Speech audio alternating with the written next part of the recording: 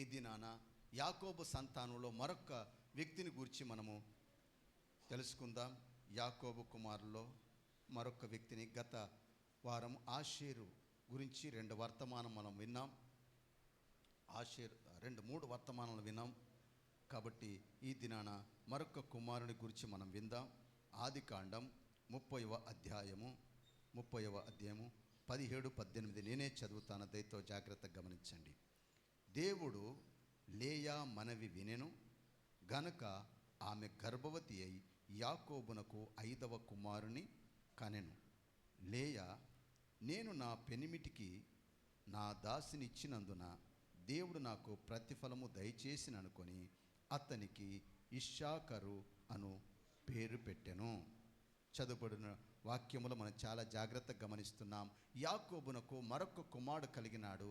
అది లేయా ద్వారా కలిగినట్టుగా మనం గమనిస్తున్నాం. ఎప్పుడైతే కుమారుడు కలిగినాడో ఇప్పుడు మనం గమనిస్తూ ఉన్నాం. ఈ గతంలో దాసి సంతానం ద్వారా కలిగినటువంటి సంతానానికి దేవుడని పేరు వాడలేదు, కానీ మళ్ళీ ఇప్పుడు ఏమనంటా ఉంది, దేవుడు నాకు ప్రతిఫలము దయచేసిన అనుకొని మళ్ళీ దేవుని తట్టు తిరిగింది. దేవునికి మహిమ కలుగును గాక. నేనేమంటానంటే, మనం నిజంగానే కొన్నిసార్లు మనకున్నటువంటి స్థితిగతులను బట్టి దైవ సన్నిధానికి దూరం అయిపోతాం, దేవునికి దూరం అయిపోతాం. తిరిగి మనము దేవుని తట్టు తిరగాలి, దేవుని యొద్దకు రావాలి, దేవుని ఆశ్రయించాలి. దేవుడు చేసే కార్యాలను బట్టి దేవుని ఘనపరిచే వారంగా మనం ఉండాలని ఇక్కడ దేవుడు గుర్తు చేస్తున్నాడు. అందుకోసం ఇక్కడ రాయబడినటువంటి మాట ఏమంటా ఉంది, దేవుడు నాకు ప్రతిఫలము దయచేసిన అనుకొని. ఎందుకంటే ఇక గర్భఫలం అయిపోయింది అనుకున్న సమయంలో మళ్ళా ఒక వింతైన కార్యం జరిగింది. తద్వారా దేవుడు ఆమెకు గర్భఫలము ఇచ్చినట్లుగా మనం గమనిస్తున్నాము. అట్టి గర్భఫలాన్ని బట్టి ఆమె ఏమంటా ఉంది తెలుసా, దేవుడు నాకు ప్రతిఫలము దయచేసిన అనుకొని అతనికి ఇశ్శాఖరు అను పేరు పెట్టబడి అని రాయబడింది. ఇశ్శాఖరు అనగా ప్రతిఫలం లేదా కొనబడినటువంటి వాడు అని అర్థం. చూడండి, ఈ సమయంలో గమనించండి, ఇక్కడ ఉన్నటువంటి మనమందరము కూడా విలువ పెట్టి కొనబడిన వారమని దేవుని వాక్యం సెలవిస్తూ ఉంది. ఏం మన కొరకు విలువ పెట్టినాడు?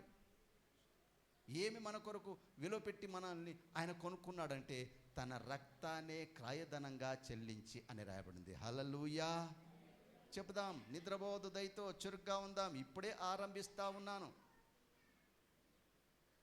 అందరి చేతులెత్తి చెప్దాం, హల్లెలూయా. ఏం పెట్టి కొన్నాడు మనల్ని? తన రక్తాన్ని మన కొరకు క్రయధనంగా చెల్లించి మనల్ని కొనుక్కున్నాడు. మరి కొనబడినటువంటి మనము ఏం కావాలి?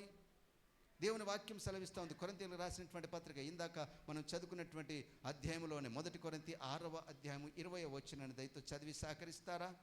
1 కొరింథీ 6వ అధ్యాయం 20వ వచనం, విలువ పెట్టి కొనబడిన వారు గనక మీ దేహముతో దేవుని ఏం చేయండి? మహిమపరచుడి.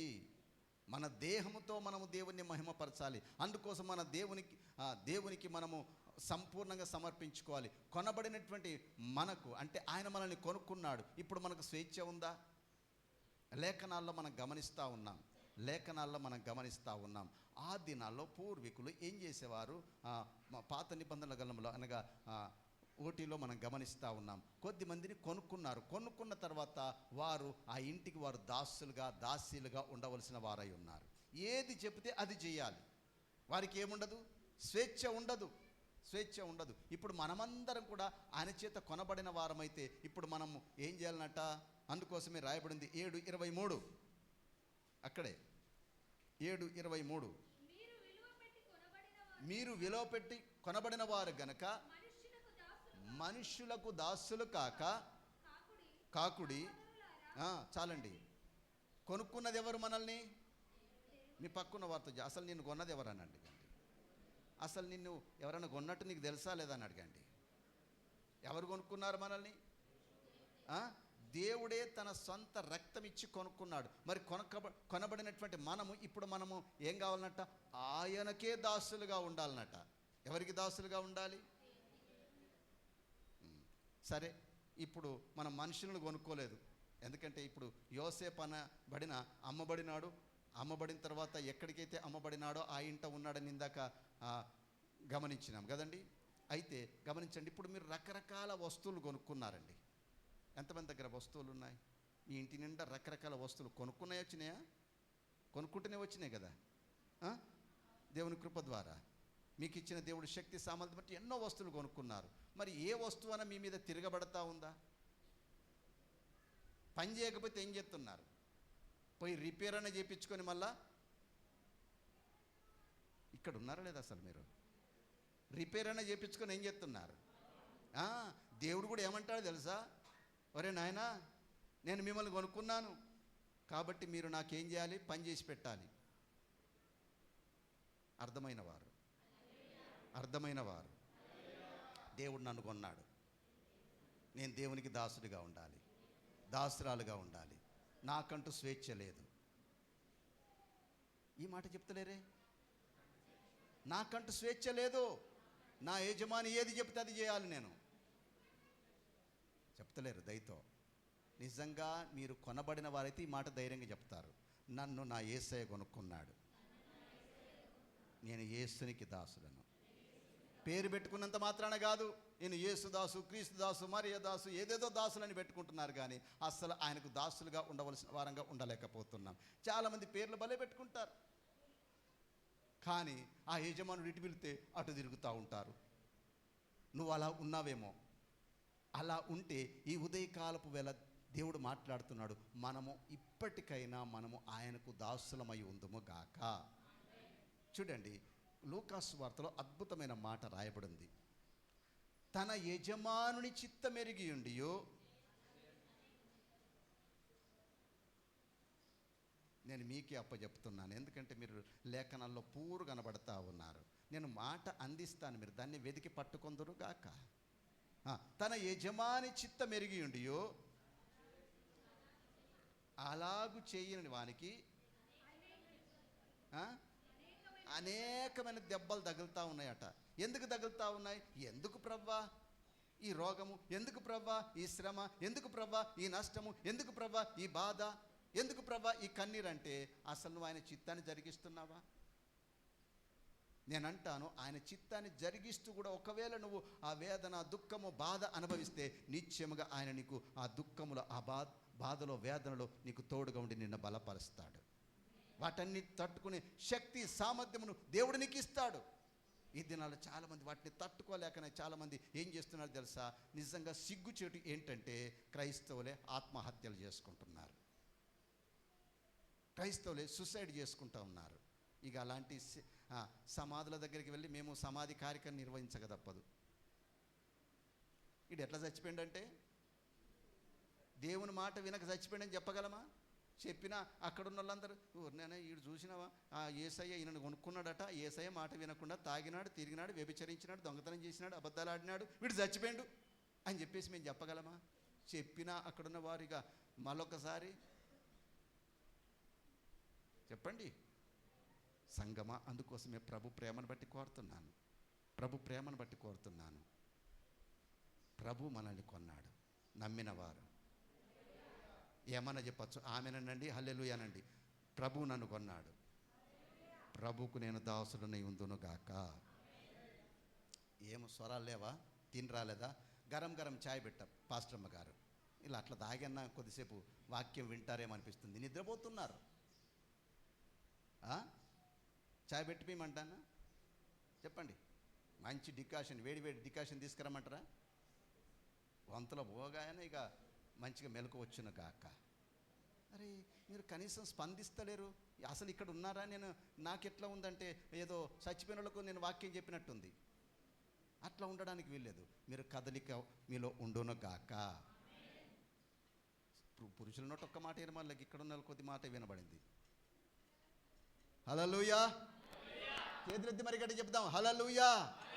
రెండు చేతులెత్తి చెప్దాం హల్లెలూయా. కాబట్టి ప్రభు మనల్ని కొన్నాడు. గుర్తుంచుకోనండి, నీకంటూ స్వేచ్ఛ లేదు. దేవుడు ఏమి చెప్తున్నాడో దానికి నువ్వు లోపరుచుకుందువు గాక. కష్టమే అవుతుంది. కొన్నోడు ఏ పనైనా చెప్తాడు. మీ పక్కన్న వారితో చెప్పండి, నిన్ను కొనుక్కున్నోడు ఏ పనైనా చెప్తాడు. నీకు ఇష్టం ఉన్న పని చెప్తాడని చెప్పండి, నీకు కష్టమైన పని చెప్తాడని చెప్పండి. మీరు ఇక్కడ ఉన్నారా లేదా? పక్కనోళ్ళతో మాటలు లేవా? ఏం కులమడ్డం వచ్చిందా? ఏం స్థితిగతులు అడ్డం వచ్చింది? పక్కనతో మాట్లాడండి దయతో. నా మాటలు అర్థమైన వారు అరే కొద్దిగా మాట్లాడండి పక్కన వారితో. ఏం అర్థం వచ్చింది నీకన్నా చెప్పండి. కుల పొరలు యేసునామములో త్రెంచి వేయబడును గాక.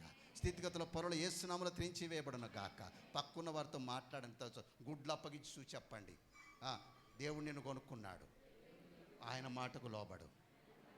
లోబడకపోయినావా దెబ్బలు బాగా తగులుతాయి. ఎక్కడైనా దంతాడని చెప్పండి, ఎలానైనా దంతాడని చెప్పండి.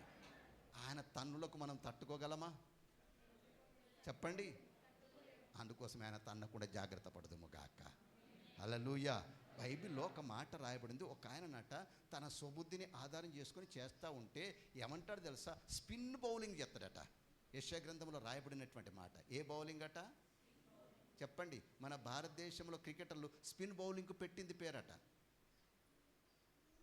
గమనించండి, వికెట్ల తీట్లో ఎక్కువ ఎవరు తీస్తారట తెలుసా? కాబట్టి అది మెల్లగానే వస్తుంది, కానీ ఎటు పడుతుందో తెలియదు, అట్లా ఇసిరెత్తాడు. జాగ్రత్త. అందుకోసమే దయతో ప్రభు మనతో మాట్లాడుతున్నప్పుడు మనం స్పందించే వారంగా ఉందుముగాక. తన యజమాని చిత్తమెరిగిండి సిద్ధపడక అతని చిత్తము చొప్పున జరిగింపక ఉండు దాసునికి అనేకమైన దెబ్బలు తగులుతాయని రాయబడింది. కాబట్టి సంగమ, ప్రభు యొక్క ఉగ్రత మన మీదికి రాకముందే దయతో మనల్ని మనం ప్రభుకు అప్పచెప్పుకున్న వారై ఆయన ఎక్కడికి వెళ్ళమంటే అక్కడికి వెళ్దాం. ఎక్కడికి వెళ్ళమంటే అక్కడికి వెళ్దాం. ఏది చేయమంటే అది చేద్దాం, ఏది ఇవ్వమంటే అది ఇద్దాం. మరొకసారి అబ్రహాం గురించి 3 మాటలు చెప్తాను. ఎక్కడికి వెళ్ళమంటే అక్కడికి వెళ్ళినాడు. మన తండ్రి కదా ఆయన, విశ్వాసులకు తండ్రి. ఎక్కడికి వెళ్ళమంటే మనందరికీ తెలుసు. వాళ్ళ అన్న కొడుకున్నాడు, వెళ్ళమన్న చోటికి వెళ్ళలేకపోయినాడు. ఏం జరిగింది? మీ పక్కన్న వారితో చెప్పండి, నీ గతి అలా కాకుండా చూసుకొని చెప్పండి. వెళ్ళమన్న చోటికి వెళ్ళలేకపోయినాడు. ఎవరు? పురుషులు చెప్తలేరు. వెళ్ళమన్న చోటికి వెళ్ళలేదు. ఎక్కడికి వెళ్ళమన్నాడు? ఎక్కడికి వెళ్ళమన్నాడు దేవుడు?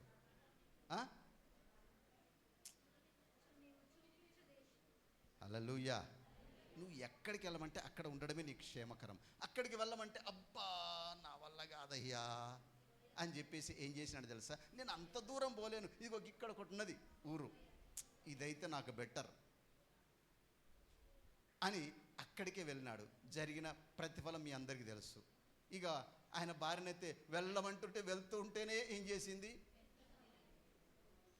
చూడండి. ఒక విశ్వాస వీరునితో సహవాసం కలిగి ఆ విశ్వాస వీరుని యొక్క గుణాతిశాలు ఏది లేదు. ఇటు భార్యకు లేదు, భర్తకు లేదు, ఇక పిల్లలకైతే ఆయింత లేకుండా పోయింది. అందుకోసమే సంగమా, దయతో ప్రభు ప్రేమను బట్టి కోరుతున్నాను, మీరు నమ్మండి నమ్మకపోండి, మీరు నమ్మండి నమ్మకపోండి. నాకు చాలా అవకాశాలు వచ్చినాయి, నాకు చాలా అవకాశాలు వచ్చినాయి. అయ్యిట్లో పనిచేసే అవకాశం వచ్చింది, విశ్వాన్లో పనిచేసే అవకాశం వచ్చింది. అంతేకాకుండా పాస్టర్ గాజీ గారు కూడా చెప్పినారు, అయ్యా ఇలాంటి అవకాశాలు ఉన్నాయి, రండి అని, రండి అని. కానీ ప్రార్థన చేసినాను. అప్పుడు ఇంకా ఆత్మీయ నాయకులతో కొద్దిగా విభేదాలను బట్టి అంతంత పరిస్థితులే ఉన్నాయి. దేవుడు సెలవిచ్చినాడు, నిన్నెక్కడుంచినానో, నీ నాయకులు ఎక్కడుంచినాడో నువ్వు అక్కడే ఉండని చెప్పినాడు. దానికి లోబడినాను, దానికి లోబడినాను. లోబడితే వచ్చే ప్రతిఫలం చెప్తాను నేను. దయతో గమనించండి. ఇప్పుడు ఆ నాయకులు ఏం చేసినారో తెలుసా? అంతా నువ్వే చూసుకొని చెప్పేసి అప్పచెప్పినారు. అర్థం కాలే మీకు? అర్థం కాలేదు.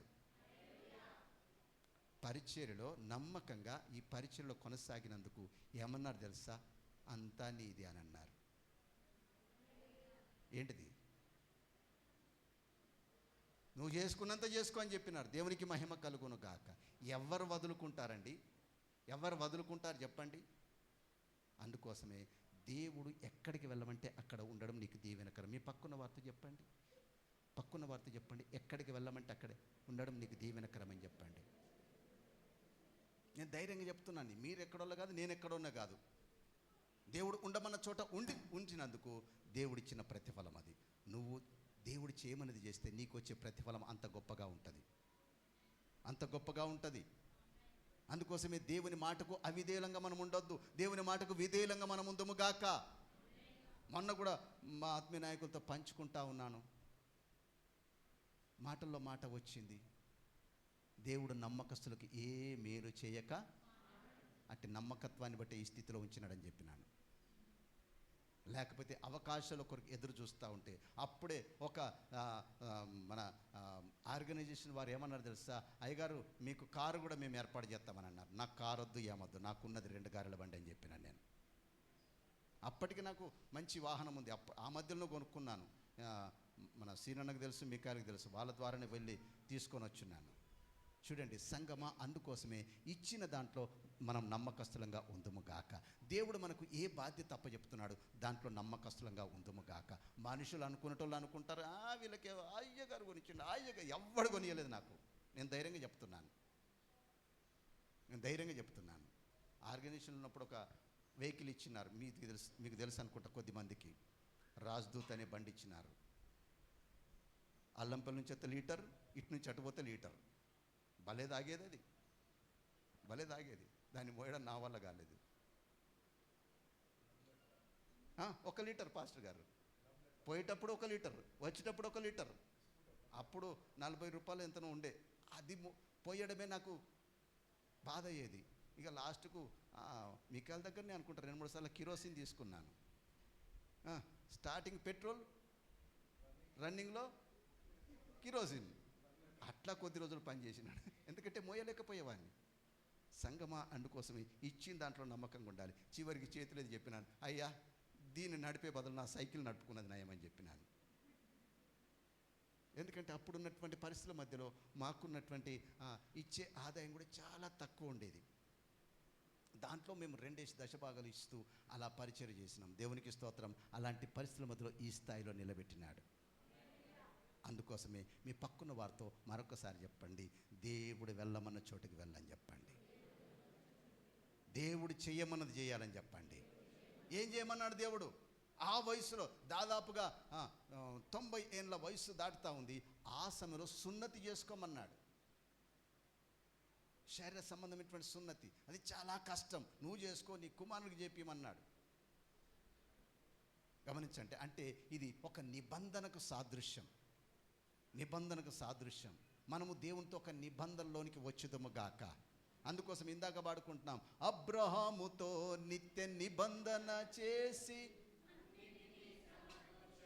అవునయ్యా, అబ్రహాముతో నిత్య నిబంధన చేసి అన్నిటినీ సమకూర్చావు.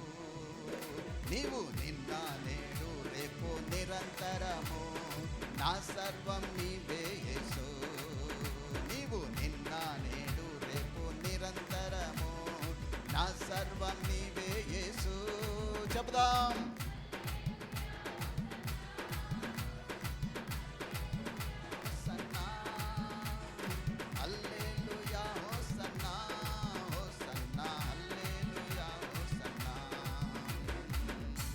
నేను ఈ మధ్యలో ఒక దైవజనుడితో అదే పంచుకున్నాను. స్నేహితుడా, దేవుడిచ్చిన పిలుపును నువ్వు మారవకు. దేవుడు నేను ఎక్కడ ఉంచినాడో అక్కడ ఉండు. పరిస్థితులు వస్తున్నాయి, తేడాపాడవుతున్నాయి, కానీ ఇలాంటి పరిస్థితులు మనకు శోధన సమయం. దీంట్లో నిలబడితే నిశ్చయంగా నువ్వు ఉన్నతమైనటువంటి స్థితికి వెళ్తావు. నన్ను కూడా అన్నారు, ఇక పాస్టర్ గారి పని అయిపోయింది. అలాంటి శోధనలు వచ్చినాయి, అలాంటి పరిస్థితులు వచ్చినాయి, మీ అందరికీ తెలుసు, విన్నారా? కానీ దేవుడు నిలబెట్టుకున్నాడు. అందుకోసమే వెళ్ళమన్న చోటికి వెళ్ళాలి, ఇవ్వమన్నది ఇవ్వాలి, చేయమన్నది చేయాలి. ఏం చేయాలి? భయంకరమైనటువంటి కష్టసాధ్యమైన పని. ఆ వయసులో తనతో ఉన్న వారందరికీ కూడా ఏం చేసినాడు తెలుసా? సున్నతి చేయించినట్టుగా రాయబడింది. మూడవది మనం గమనించలే, ఇవ్వమన్నది ఇచ్చినాడు. ఏమి ఇచ్చినాడు? ఇష్మాయిల్ నీమన్లే, ఇష్మాయిల్ నీయలే. ఎవరిని అడిగినాడు? వాగ్దాన పుత్రుడు, నీవు ప్రేమించే అది ఇవ్వమన్నాడు. మీ పక్కన వారితో చెప్పండి, దేవుడు అడిగింది శ్రేష్టమైనది అడుగుతారని చెప్పండి.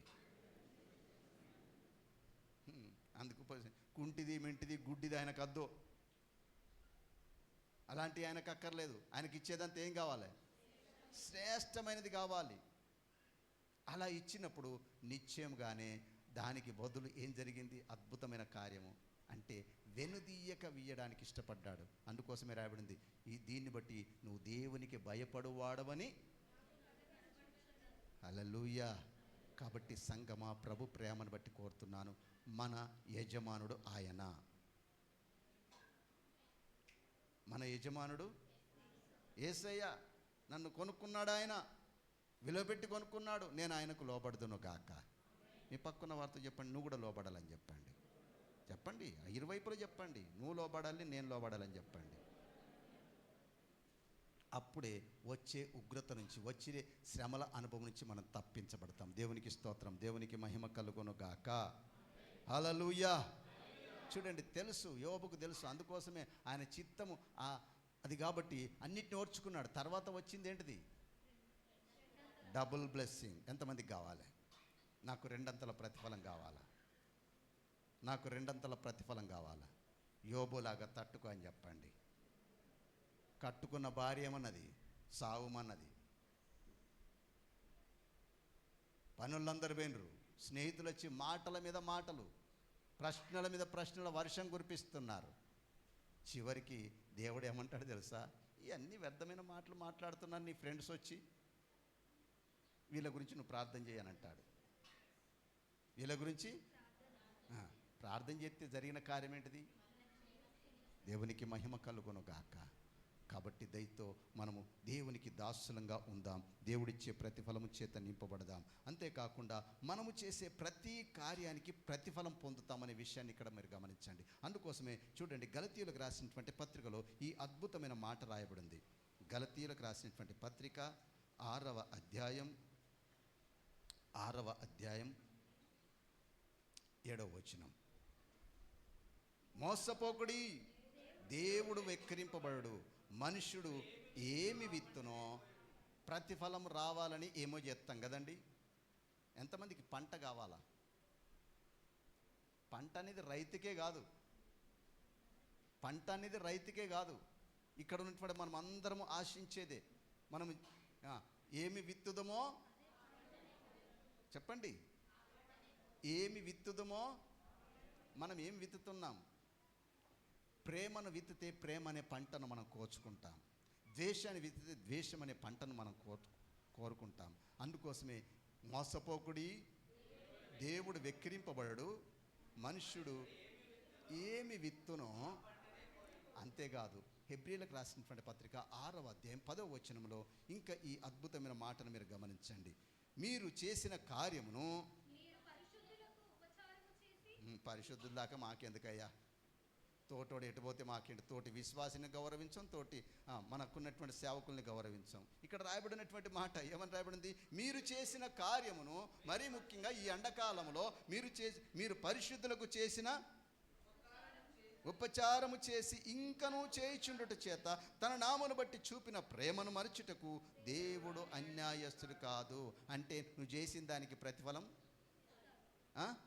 గిన్నెడు సన్నీళ్ళు ఇస్తే, ఇక దాని గురించి చెప్పాలంటే నేను చాలా మాటలు చెప్పొచ్చు. కానీ మనకున్న సమయాన్ని బట్టి మరొక అంశంలోనికి వెళ్ళాలి. దయతో గమనించండి.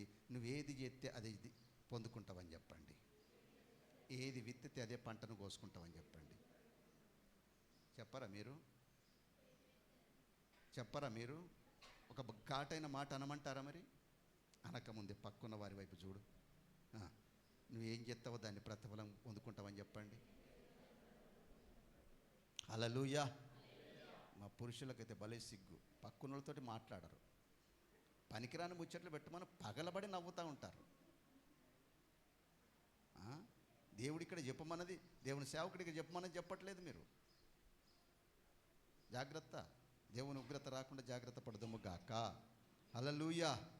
అంటే ఇక్కడ ప్రతిఫలము, ఇశ్శాకరు అనే పేరుకి ఏంటిదండి? ప్రతిఫలము. ఆ ప్రతిఫలము అనేది నువ్వు పొందుకుంటావు అనే విషయాన్ని ఇక్కడ దేవుడు గుర్తు చేస్తున్నాడు. అంతేకాకుండా ఇశ్శాకరు గురించి మరి ఆయన తండ్రి పలికినటువంటి మాట ఏమన్నా ఉందా అంటే ఒకే ఒక మాట ఉందండి. నిజంగా తండ్రి యొక్క దీవెనలు అంతంత మాత్రమే ఉన్నాయి. కుమారునికి అంతంత మాత్రమే ఉన్నాయి. ఆదికాండం 49వ అధ్యాయము ఆదికాండం 49వ అధ్యాయంలోనికి వచ్చినట్లయితే ఈ మాటను మనం గమనిస్తున్నాం. 49 14వ వచనం. ఒకటే మాట పలికేసినాడు. ఇక ఏమన్నాడు తెలుసా? రెండు మాటలు పలికినాడు. దయతో గమనిద్దాం. ఇశ్శాఖరు రెండు దొడ్ల మధ్యను పడుకొని ఉన్న బలమైన గార్దాబం. చాలండి. ఇశ్శాఖరు ఎట్లా అంటాడట? ఎలా ఉండబోతున్నాడని తండ్రి యొక్క దీవెన, మంచి దీవెన చెడ్డ దీవెన? ఇది ఎంతమందికి దీవెన కావాలి? ఎంతమందికి దీవెన కావాలి? ఎంతమందికి ఈ దీవెన కావాలండి? అర్థం కాలే, మళ్ళొకసారి చదవండి. మీరు అర్థమైతే మీరు కరెక్ట్గా స్పందిస్తారు. ఇశ్శాఖరు అట్లా కాదండి. ఇప్పుడు ఆ శారీరక సంబంధించినటువంటి యాకోబు దీవెన ఇప్పుడు మీ తండ్రే పలుకుతున్నట్టుగా మీ పేరు పెట్టే చదవండి, మీకు అర్థమవుతుంది. అప్పుడు మీ పేరు పెట్టి చదవండి.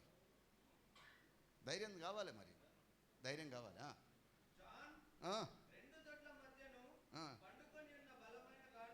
అరే ఏంటిదిరా నాయన, ఇది ఏంటిది వాక్యం? అసలు ఇది దీవెనగా కనబడుతుందా? ఎలాంటోడట? రెండు దొడ్ల మధ్యన పండుకున్న బలమైన గార్దాబము. గార్దాబం అంటే ఏంటిది? గాడిద కదండి. ఈ దొడ్డి కాదు, ఈ దొడ్డి కాదు. దొడ్డి అంటే మళ్ళీ వేరే మన తెలంగాణ పదంలో మళ్ళీ తప్పుగా అర్థం చేసుకునేరు. హల్లెలూయా. తర్జుమా చేసేవాళ్ళు మంచి ఉద్దేశంతో తర్జుమా చేసినారు, కానీ మనకు కొద్దిమంది ఎలా ఉంటాయంటే ఆలోచనలు ఎప్పుడు తప్పుగా అలా అర్థం చేసుకోవద్దు. రెండు దొడ్లు అంటే నేను అంటాను, దొడ్డి అనేది దేనికి సాదృశ్యం తెలుసా? మంద ఉండే స్థలం. అది పశువులది కావచ్చు, గొర్రెలే కావచ్చు, అది గాడిదలది కావచ్చు. విన్నారండి? అయితే ఈ గాడిద ఎలాంటిదట? ఏమని రాయబడింది? బలమైన గాడిదనట, పండుకున్న గాడిదనట. చెప్తలేరు. మీరు వాక్యం మీద మనసు ఉంచట్లేదు. మీరు ఎంత నెమ్మదిగా ఉంటే నేను అంత నెమ్మదిగా వాక్యం చెప్తా. ఇయ్యాల దేవునికి స్తోత్ర. హల్లెలూయా. ఇంకా గట్టి చెప్దాం. హల్లెలూయా. ఏమని రాయబడింది? మరొకసారి చదవండి. పురుషుల నుంచి చదువుతారు. ఆగండి, జాన్ కాకుండా ఇంకొకరు చదువుతారు. చీరలలో కూర్చున్న వాళ్ళు.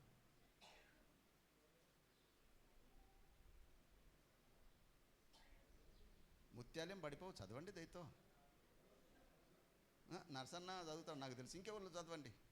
నరసన్న చదివితే మళ్ళీ బ్రేకులు ఎక్కువ ఉంటాయి. రైట్, చదవండి. ఇశ్శాఖరు రెండు దొడ్ల మధ్యను పడుకొని ఉన్న బలమైన గార్దాబము అని రాయబడింది. అంటే ఈ ఇశ్శాఖరు దయతో క్షమించండి, ఇశ్శాఖరు రెండు దొడ్ల మధ్యలో అంటే నిజానికి చెప్పాలంటే ఈ వ్యక్తి ఎలా ఉండబోతున్నాడనే దాని గురించి తండ్రే పలుకుతున్నటువంటి మాట. అంటే డబల్ మైండ్ కలిగిన వాడు. ఇటు ఆ సంఘానికి సంబంధించినవాడు కాదు, ఈ సంఘానికి సంబంధించినవాడు, ఈ దొడ్డికి సంబంధించిన వాడు కాదు, ఆ దొడ్డికి ఏ గుంపుకి చెందినవాడు. ఇటు వస్తే దేవుడు అంటాడు, ఇటు వెళ్తే లోకం అంటాడు. ఇట్లా ఎంతమంది లేరండి ఈ దినాల్లో సంఘాల్లో? హల్లెలూయా. ఇక్కడ భలే భక్తిపూర్వకంగా కూర్చుంటారు, అయ్యగారులు మోసపోతారు. లేకపోతే ఇక్కడ వేదిక మీద ఉన్నటువంటి వారు చూస్తూ ఉంటే అబ్బా ఎంత భక్తి పూనకం వచ్చిందో, ఎంతమందిగా చప్పట్లు కొడుతుండో, ఎంతమందిగా ఆరాధిస్తున్నాడు, ఎంత మంచిగా దేవుని వాక్యం వింటున్నారని చెప్పేసి ఇక్కడ నిల్చున్న వారు అనుకుంటారు భలే భక్తిపరుడు అనుకుంటారు. తర్వాత వెళ్ళి కలుస్తూ ఉంటే భలే మాట్లాడుతూ ఉంటారు. బయటకు కనబడితే బయట ఎప్పుడన్నా చూస్తే అబ్బా దొంగ అని అనుకునే పరిస్థితులు వస్తాయి. ఎవరనుకుంటారు? అది ఎవరనుకుంటారు? ఇక్కడ చూసినటువంటి వ్యక్తులు అనుకుంటారు. కారణం ఏంటిదంటే ఇక్కడ ఉన్నటువంటి ఈయన పరిస్థితి అదే రాయబడింది. అందుకోసమే గమనించండి, ఈ దినాల్లో చాలామంది చర్చిలో ఉన్నటువంటి వారు, సంఘాల్లో ఉన్నటువంటి వారు ఇటు శరీర సంబంధులుగా ఉంటారు, అటు వెళ్తే గుడికి వస్తే భలే ఆత్మ సంబంధులండి. ఆత్మ సంబంధం పద్యములే పాడతారు. మళ్ళా ఇంటికి వెళ్ళేసరికి ఈ పాటలు పోతాయి. ఏ పాటలు వస్తాయి? మీకు పాటలు ఏమి రానట్టున్నాయి. మీకు పాటలు రావా? దేవుని పాటలే వచ్చా? ఆత్మ సంబంధించిన పాటలే వచ్చా? వేరేమి రావా? అవి పాడకూడదని పాడతలేము కదా, అంతే కదా. లేకపోతే మనకేమన్నా పాటలు తక్కువ వచ్చాయా? నేను నిజమైన రక్షణ మారు మనసు లేకముందు నా దగ్గర ఇంత పుస్తకాల కట్ట ఉండేది. ఏం పుస్తకాలది? సినిమా పాటలది, ఆత్మ సంబంధించిన పాటలు కాదు. ఇంటికి వెళ్ళిన తర్వాత నేను ఆ మధ్యలో విన్నాను, నేను దయతో తప్పుగా అర్థం చేసుకోవద్దు, పేర్లు చెప్పమంటే కూడా చెప్తాను, కానీ భావ్యం కాదు. ఆ సందర్భంలో గృహకుడికి వెళ్తూ ఉంటాయి కదా, లేకపోతే విజిట్కి వెళ్తూ ఉంటాయి కదా, వినబడతా ఉంటాయి చూడండి, వినసొంపుగా. ఇక్కడ పాడమంటే పాడరు, అక్కడ భలే రాగాలు వస్తూ ఉంటాయి. ఎక్కడ? దేవుని వాక్యం ఏమని సెలవిస్తుంది? నీతిమంతుల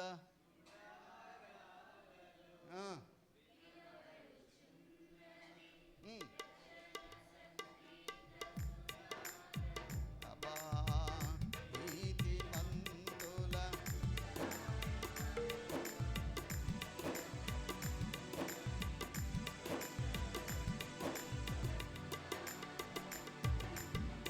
మళ్ళొకసారి గట్టిగానే చెప్తాను, మీరు నన్ను ఏమన్నా మంచిదే, ఏమన్నా మంచిదే, తప్పదు కదా, నేను చెప్పకపోతే ఇంకెవరు చెప్తారు. అప్పుడప్పుడు చూస్తూ ఉంటారు పిల్లలు, అంకులు వస్తుండాయి, ఛానల్ చేంజ్ అయిపోద్ది. ఇక కొద్దిమంది ఎట్లా ఉంటారంటే సోయి ఉండదు, అయ్యో అయ్యగారు వచ్చిండ్రు, మరి అది బంద్ చేద్దాము. ఏది? అయ్యగారు మేము చూస్తున్నాం, మీరు కూడా చూడండి, గుడ్లు అప్పగించి, అసలు ఇందులో ఉన్న మజా మీకేం తెలుసు అన్నట్టుగా దాన్ని ఆఫ్ చేయరు. దేన్ని?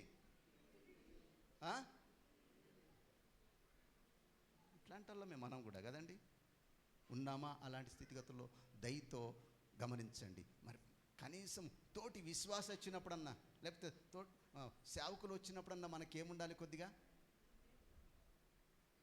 అంత సోయి లేకుండా మన ఆధ్యాత్మిక జీవితంలో కొనసాగుతున్నాం. సంగమా, ప్రభు ప్రేమను బట్టి కోరుతున్నాను, ఈ రెండు దొడ్ల మధ్యలో ఉన్నటువంటి అనుభవం కలిగిన వాడుగా ఉండబోతున్నాడని ఇష్షాకరు గురించి తండ్రి చెప్తా ఉన్నాడు. మనం ఒకవేళ అలాంటి స్థితిగతుల్లో ఉంటే ఏ సునాములో స్థిరమైన స్థితిలోనికి వచ్చుదము గాక. ఒక దినాన ఏలియా సవాలు విసురుతా ఉన్నాడు. ఏమని? ఎంతసేపు బయలు బయలు అంటారు, ఎంతసేపు యెహోవా యెహోవా అని అంటారు, ఎంతకాలం మీరు రెండు తలంపుల మధ్యలో ఉంటారు ఉంటారు అని అన్నాడు. సవాలు విసిరినాడు. అయితే అక్కడ ఆ పరిస్థితుల మధ్యలో బయలును పూజించే వారు ఎక్కువగా ఉన్నారట. వాళ్ళకే ఫస్ట్ అవకాశం ఇచ్చినాడు. జరిగింది కార్యం అక్కడ మనందరికీ తెలుసు. మొదటి రాజుల గ్రంథం, మిమ్మల్ని ఎవరు చెప్పమన్నారు? నేను ఇక్కడ ఎదురుగున్నటువంటి పురుషులను అడుగుతా ఉన్నాను. ఎక్కడ ఏముందో మనకు తెలియదు కదండి, సంవత్సరాలకు బైబిల్ పట్టుకొని వస్తున్నాం. దయతో సోయిలో ఉందురుగాక. చెప్పుదాం గట్టిగా. ఏం చెప్తారు? ఏమన్నా చెప్పండి. చాలా ఆపేయి అంటే ఆపేయను నేను. మీరు అనుకోవచ్చు, మీ మనసులో అనుకోవచ్చు, కానీ నేను ఆపను.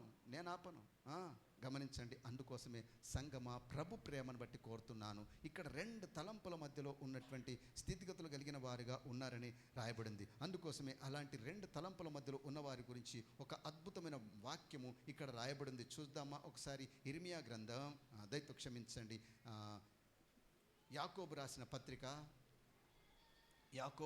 పత్రిక.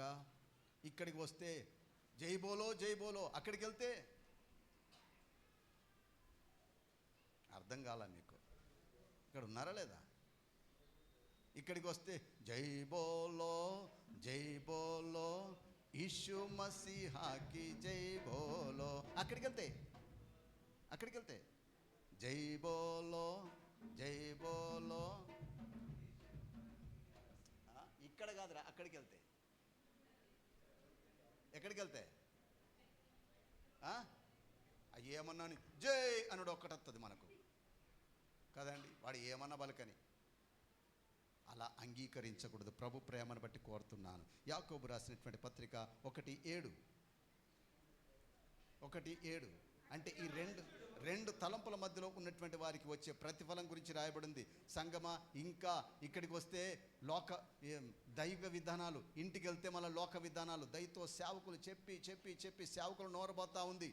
మీరు అది చేయొద్దు ఇది చేయొద్దు, దైవిక విధానాలకే ప్రాధాన్యతనివ్వండి అని అంటే లేదు మాకు ఆయన చెప్పిండు ఇదే ముహూర్తం సరి అయింది. అరే, ఈయన కూడా ముహూర్తం పెడతాడు కదా. ఎవరు? మీ అయ్యగారు ముహూర్తం పెడతాడా? హలో, అక్కడ నేను ముహూర్తం పెడతాడా?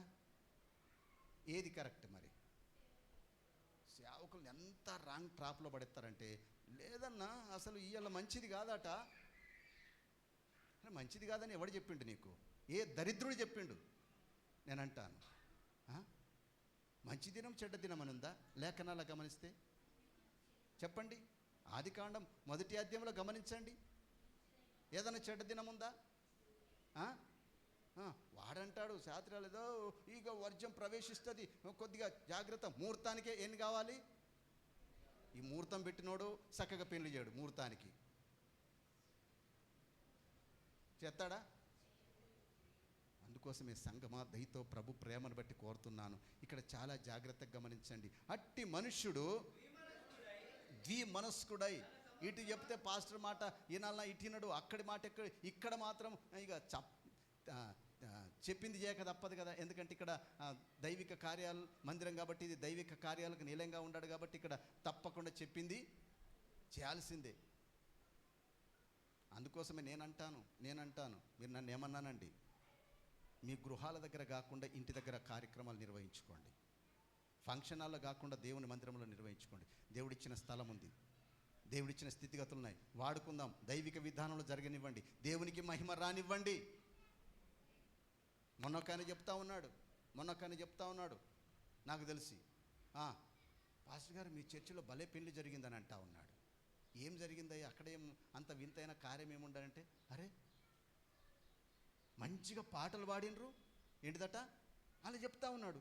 ఎంత అద్భుతంగా పాటలు పాడినరు, అక్కడ రాగాలు ఉన్నాయి, తాళాలు ఉన్నాయి, అన్నీ మంచిగా ఉన్నాయి. మా పెళ్లిలో రాగం ఉండదు, తాళం ఉండదు, పొంతనే ఉండదు అని అన్నాడు. దేవునికి స్తోత్రం అని చెప్పినాను. మళ్ళా అంత అయిపోయిందా? భార్య భర్తలు ఎట్లా ఉండాలి భలే చెప్పిండ్రు మీరు, మాకు అట్లా చెప్పినోడు లేడు, ఆడు ఏం చదువుతాడో మాకు అర్థం కాదని అన్నాడు. ఆడు తిడతాడా పొగడతాడా ఏం తెలియదు మాకు. వాళ్ళు చెప్తున్న మాటలండి. దేవునికి మహిమ కలుగును గాక. క్రైస్తవ వివాహంలో అంత స్థితిగతులు ఉన్నాయి, వీటిని కాపాడుకోం. సాక్ష్యం చెప్తా ఉన్నాడు, భలే ప్రమాణాలు చేపిస్తూ ఉన్నారు అని చెప్తా ఉన్నాడు. ప్రమాణం ఏముండయి టకటక ఏదో మంత్రాలు చదువుతాడు, తాళి కట్టమంటాడు. అరే మీరు ఇంత మంచిగా ప్రమాణం చేపిస్తున్నారు, దీనికంటే మించిది ఏంటిది అని అంటా ఉన్నాడు. దేవునికి మహిమ కలుగును గాక. గట్టి చెప్దాం హల్లెలూయా. అందుకోసమే దైవిక విధానాలకు ప్రాధాన్యతనిచ్చే వ్యక్తిగా నువ్వు ఉందువు గాక. ఇటొస్తే ఈ భక్తి, అక్కడికి వెళ్తే ఆ భక్తి వద్దు. దయతో ప్రభు ప్రేమను బట్టి కోరుతున్నాను, లోక కార్యాలకు మనం దూరంగా ఉందుము గాక, లోక మర్యాదను అనుసరించక దూరంగా ఉందుము గాక. ఎందుకంటే ఈ కొరింథీయులకు రాసినటువంటి పత్రికలోనే అంటాడు, విశ్వాసికి అవిశ్వాసికి, ఇక చెప్పండి మీరు చెప్తలేరు, నీతికి దుర్నీతికి ఏం సాంగత్యం, వెలుగుకు చీకటికి ఏమి పొందు, క్రీస్తునకు బెలియాలు కంటే సాతానుకు ఏం పొందు, అవిశ్వాసికి విశ్వాసికి పాలెక్కడిది జోడెక్కడిది అని అంటా ఉన్నాడు. నువ్వు విశ్వాసి అయితే విశ్వాస సంబంధించిన కార్యాలు చేయు, అంతేగాని అవిశ్వాస సంబంధించిన కార్యాలు ఎందుకు చేస్తావు? కాబట్టి దయతో ప్రభు ప్రేమను బట్టి కోరుతున్నాను, ఆ రెండు తలంపుల మధ్య ఎట్టివాడు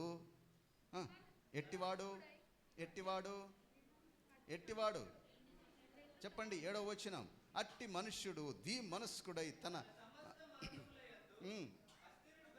అస్థిరుడు గనక ప్రభు వలన తనకేమైనా దొరుకునని తలంచుకొనరాదు. అంటే ఈ రెండు తలంపుల మధ్యలో ఉంటే ప్రభు ద్వారా నీకేమీ రాదు. అందుకోసమే రెండు తలంపుల నుంచి యేసు నామములో మనకు విడుదల కలుగును గాక. అందుకోసమే యేసు ప్రభువు వారు చెప్పడమే కాకుండా చూడండి, ఇక్కడే 4వ అధ్యాయం 8వ వచనం, యాకోబు రాసినటువంటి పత్రిక 4వ అధ్యాయంలో ఏమని రాయబడింది తెలుసా? చాలామంది ప్రార్థనకు వస్తూ ఉన్నాం, మంచిది ప్రార్థన చేయమని మేము కూడా కోరుతా ఉన్నాం, ప్రార్థనలో పాలిభాషలు కావండి పదే కోరుతా ఉన్నాం. 4వ అధ్యాయం 8వ వచనం, దేవుని యొద్దకు వచ్చువాడు దేవుని యొద్దకు రండి, అప్పుడు ఆయన మీ యొద్దకు వచ్చును. పాపులారా, మనస్కులారా, హృదయమును పరిశుద్ధపరచుకొనుడి, వ్యాకులపడుడి, దుఃఖపడుడి, ఏడువుడి, మీ నవ్వు దుఃఖమునకును మీ ఆనందము చింతకును మార్చుకొనుడి. ప్రభువు దృష్టికి మిమ్మును మీరు తగ్గించుకొనుడి, అప్పుడు ఆయన మిమ్మను హెచ్చించును. అంటే ఇక్కడికి వచ్చిన తర్వాత నువ్వేం చేయాలి? ఇప్పటికైనా ఈ మాటలు వింటుండగా ఒక స్థిరమైన నిర్ణయంలోనికి వచ్చుదువు గాక.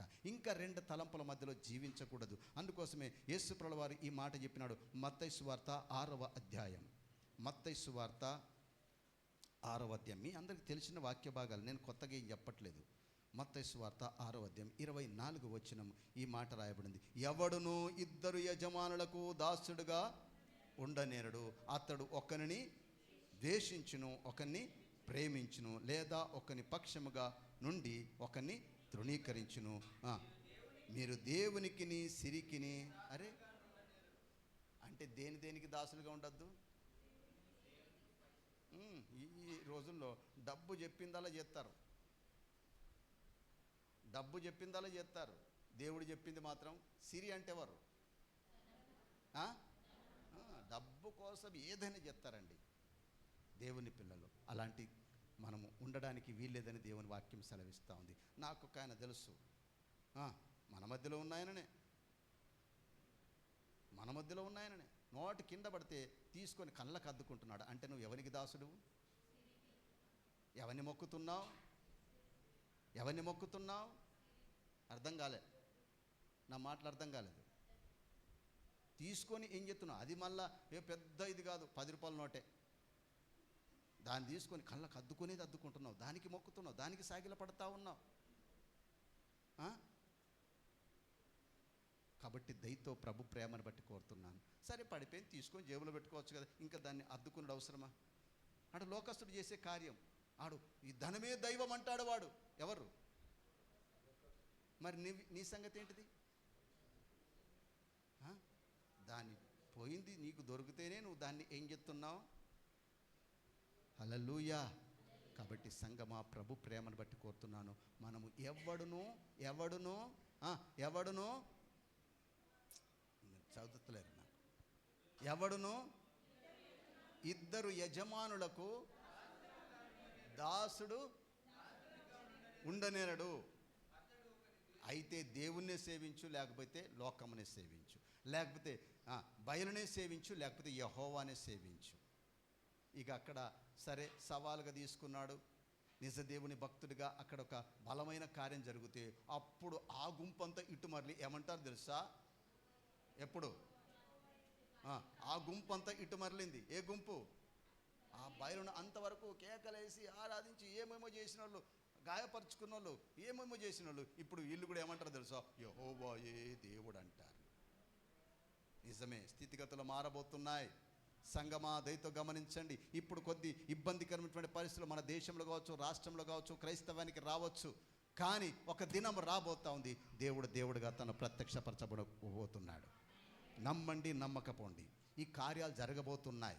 వాస్తవాలు బయటకు రాబోతూ ఉంటాయి. ఎంతకాలం మతపరమైనటువంటి ముసుగుతో ఇతరులను కట్టుతారు, అవన్నీ తొలగిపోబోతున్నాయి. దేవుని రాజ్యం కట్టబడబోతూ ఉంది. దేవుని సన్నిధికి అనేకులు రాబోతున్నారు. అధికారుల మనసు మారబోతూ ఉంది, నాయకుల మనసు మారబోతూ ఉంది. వారు నిజ దేవుని తట్టు తిరగబోతూ ఉన్నారు. నమ్మి మనం గట్టిగా దేవుని స్తుతిద్దాం. హల్లెలూయా. పరిస్థితులు కొద్దిగా అననుకూలంగా ఉండవచ్చు. చాలామంది సేవకులను హింసలకు గురి చేస్తున్నారు, సంఘాలను కూలదీస్తున్నారు, చెడగొడతా ఉన్నారు. కట్టబడినటువంటి మందిరాల మీద ఏం చేస్తున్నారు తెలుసా? తమ జెండాలు పాతుతా ఉన్నారు, సిలువను తీసేస్తూ ఉన్నారు, భయంకరమైనటువంటి కార్యాలు చేయబోతున్నారు. కానీ వారందరికీ ఒక దినాన రాబోతూ ఉంది, వారందరూ మార్పు చెందబోతారు. నమ్మిన వారు మాత్రమే. హల్లెలూయా. నేను ఈ దినాన ప్రవచనాత్మకంగా చెప్తా ఉన్నాను, నా దేవుని మాటలో ఏది తప్పిపోదు. దేవుని వ్యతిరేకంగా రూపించబడిన ఏ ఆయుధమును వర్ధిల్లదు. ఎంతోమంది గనులు ఏమైపోయినారు? నేలను కూల్చబడ్డారు. నేనంటాను, మన దేశాధినేతలు ఎంతటి వారండి?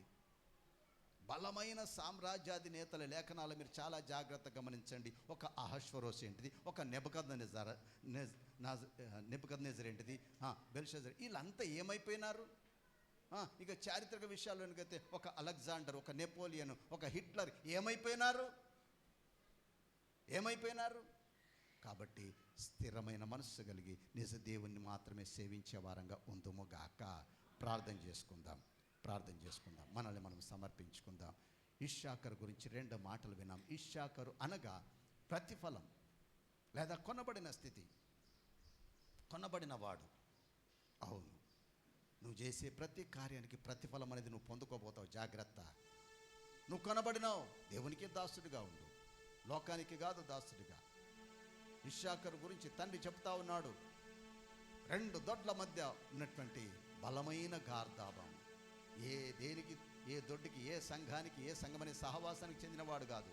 ఇటు వస్తే మా మోరియా సంఘం అంట, అటు పెడితే ఇంకో సంఘం అంటావు. అలా ఉంటే దాని నుంచి విడుదల పొందుకో. విడుదల పొందుకో.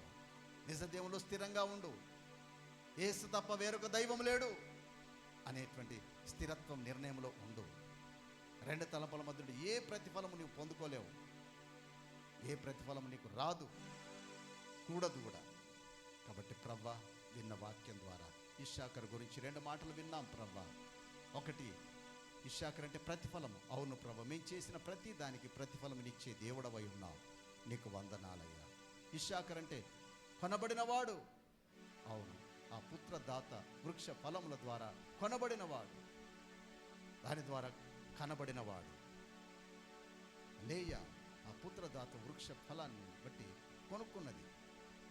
ఆ గర్భఫలము ద్వారా పుట్టబడిన వాడే ఇశ్శాఖరు. అవును ప్రభా, నేను నీ రక్తము చేత కొనబడినాను. నేను నీకు సొత్తుగా ఉండాలి, నీకు దాసుడునై ఉండాలి. అంతేకాదు ప్రభా, ఇశ్శాఖరు వలె 2 దొడ్ల మధ్యన ఉన్నటువంటి బలమైన గార్దాపంలాగా అటు ఇటు ఎటు లేక ఉండడని, ఎంత బలమైనదైనా చెడిపోతుందని, వానికి ఏం ప్రతిఫలం దొరకదని నీ లేఖనం సెలవిస్తూ ఉంది ప్రభా. కార్యం జరిగించండి. నీలో స్థిరపడడానికి, నీలో బలపరచబడడానికి నాకు సహాయం చేయి. నాకు సహాయం చేయి. నాకు సహాయం చేయి. విన్న మాటలు నన్ను స్థిరపరచు, నన్ను బలపరచు. నీకు ఇష్టమైన యోగ్యమైన పాత్రగా నేను ఉండునట్లు సహాయం చేయి. ఈ దినాన అయ్యా, మొదటగా పాపం కార్యాల విషయంలో గద్దింపబడినాం, హెచ్చరింపబడినాం, బుద్ధి చెప్పబడ్డాం. ఇశ్శాఖరు గురించి అయ్యా, ఇశ్శాఖరు అంటే నీ ప్రతిఫలమని, కొనబడిన వాడని గుర్తు చేసినారు ప్రభా. అవును ప్రభా, నీ చేసే ప్రతి కార్యానికి ప్రతిఫలం ఇచ్చే దేవుడవు ప్రభా.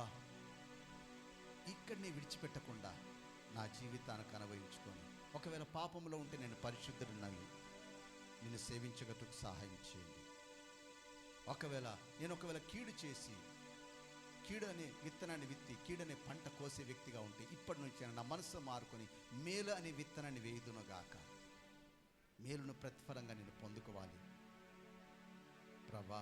నాకు ప్రతిఫలం రావాలంటే ఏమి విత్తితే అదే పంటను కోస్తానని గుర్తు చేసినావు. నీకు వందనాలు ప్రభా. నేను కొనబడిన వాడను, కొనబడిన దానని గుర్తు చేసినావు. అవును, నీ రక్తాన్ని నా కొరకు క్రయధనంగా చెల్లించి నన్ను కొన్నావు గనక నీ కొరకు నేను సొత్తుగా జీవించడానికి, నువ్వు చెప్పింది చేయడానికి సహాయం చేయండి ప్రభా. నేను డబుల్ మైండ్ కలిగి ఉండడానికి లేదు. మనస్కత్వం నాలో ఉంటే యేసు నామములో అది దూరం అయిపోవును కాక. నీలో స్థిరమైన మనస్సు కలిగి నిన్ను సేవించుటకు, నీ కొరకు సాక్షిగా ఈ లోకమందు వర్ధిల్లుటకు సహాయము చేయమని విన్న వాక్కును నా జీవితాన్ని కనవయించుకుంటూ ఉంటుండగా, నిజమైన పశ్చాత్తాపంతో కూడినటువంటి కార్యం నా హృదయ అంతరంగంలో జరిగించండి. నీకు వ్యతిరేకమైన ప్రతి కార్యం నుంచి యేసు క్రీస్తు నామములో నాకు విడుదల కలుగునుగాక. నీతిని, భక్తిని, పరిశుద్ధతను, యథార్థతను కలిగి నీ కొరకు జీవించుటకు సహాయము చేయమని ఘనత నీకే, మహిమ మీకే, ప్రభావం మీకే చెల్లిస్తూ యేసు క్రీస్తు యొక్క శక్తి కలిగిన నామములో ప్రార్థించి వేడుకొనిచున్నాం ప్రియ పరలోకపు తండ్రి. ఆమేన్.